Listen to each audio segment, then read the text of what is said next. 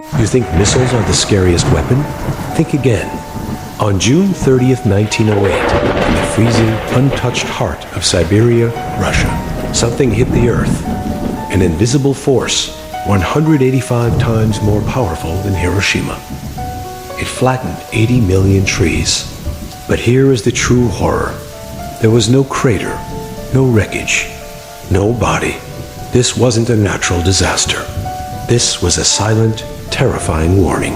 The explosion vaporized everything within 2,000 square kilometers.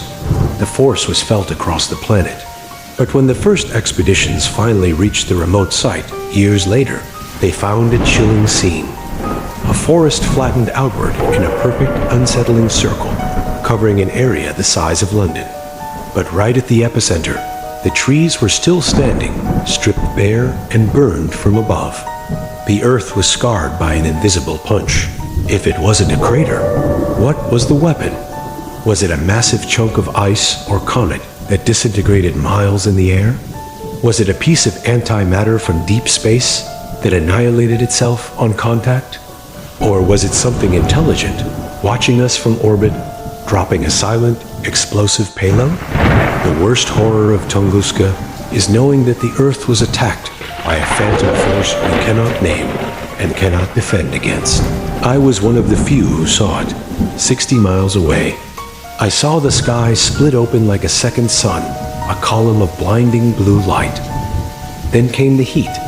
I felt my coat instantly ignite. I was knocked 20 feet into the air. When I landed, everything was shaking violently, but there was no sound of thunder. Just the pure, terrifying silence of the void that had opened above my head. The event left behind microscopic crystals and strange metallic fragments in the soil. And the forest itself is still diseased. The trees that grew back in the epicenter grew strangely fast, but with twisted, mutated limbs.